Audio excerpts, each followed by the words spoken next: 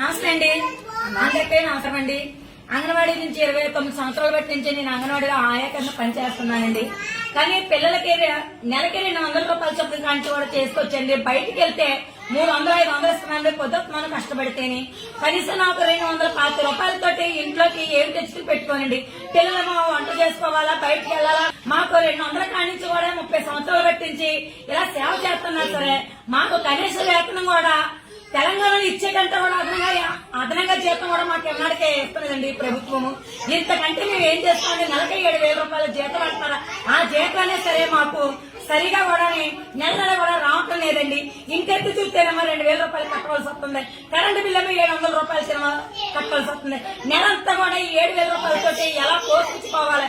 పిల్లలు చూస్తేనేమో పెళ్లిపోయిన భర్త పోతేనేమో లేదండి. ఆ ఇద్దరు పిల్లలకి కూడా ఎలా పెట్టుకోవాలి, ఎలా చూసుకోవాలండి? బయట పోయి సంపాదించుకుందామని ఏదో పనులకు వెళ్ళి కష్టపడదాం అనుకుంటే ఈ చిన్నప్పటి నుంచి కూడా పిల్లల గురించి వదిలి వెళ్ళలేక ఈ పిల్లలతోటే ఉండవలసి వస్తుందండి. పిల్లల్ని అలా అలా అలా పిల్లల కానించి కూడా ఆడ పిల్లలు కూడా నాకే అప్పచెప్పి స్కూల్లో ఇంత రన్నింగ్ అవుతుందండి. ఇంతవరకు చేసినా సరే మీకు కనికరం లేదు. మాకు జీతం ఇవ్వడానికి కూడా మిమ్మల్ని ఎక్కువేం అడుగుతులేదు. ఒక్క రోజు మీకు ఖర్చు పెట్టినంత జీతం కాదు, మాకు నెలకి వచ్చే జీతం కూడానే.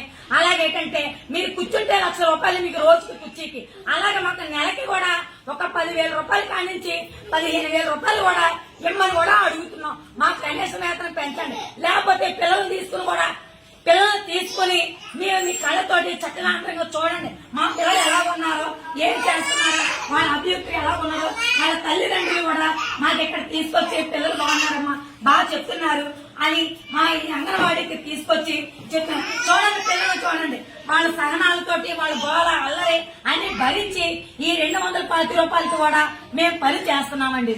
కనీసం ధరలు ఎలాగున్నాయి, కనీసం వేతనాలు ఎలాగున్నాయండి, కనీసం జీతం పెంచండి బాబు అని అడుగుతున్నాం. కనీసం బిల్లులు కూడా సరిగా రావట్లేదండి. మాట వస్తే రమ్మంటున్నారు, ఊసొస్తే రమ్మంటున్నారు. అయినా సరే మేము ఎక్కడ పెట్టుకుంటాం వాళ్ళు ఛార్జీలు పెట్టుకుని. ఛార్జీలు ధరలు పెరిగిపోతున్నాయి. ఎక్కడి నుంచి ఆటో ఎక్కి దిగాలంటే 30 రూపాయలు అడుగుతున్నారు. ఎక్కడికి మీరు ఇచ్చిందేమో 7,000 రూపాయల, మేము ఖర్చు పెట్టడానికి ఎంత వస్తుందండి? టీ తాగుతారన్నా సరే కంటిన్యూ 100 రూపాయలు పెట్టుకుని 100 రూపాయలతో ఎంత రావాల్సి వస్తుందండి? ఏం ప్రభుత్వం అండి? ప్రభుత్వం మారాలంటే మమ్మల్ని చూడండి, మాకు వేతనాలు పెంచండి. పెన్షన్ గురించి మిమ్మల్ని అడుగుతున్నాం. మేము చేస్తాం, కష్టపడిన దానికి మాకు ఫలితం దక్కండి. అంతేగాని కనీసం వేతనం ఇవ్వండి మాకు. అంతేగాని మీకు పని పాటలు మేము చేయించుకోండి, కొత్తత్వాన్ని మీకు పని చేయించుకోండి. కానీ పని తగ్గ కష్టానికి మాకు జీతం పెంచండి అని మిమ్మల్ని కోరుకుంటున్నామండి.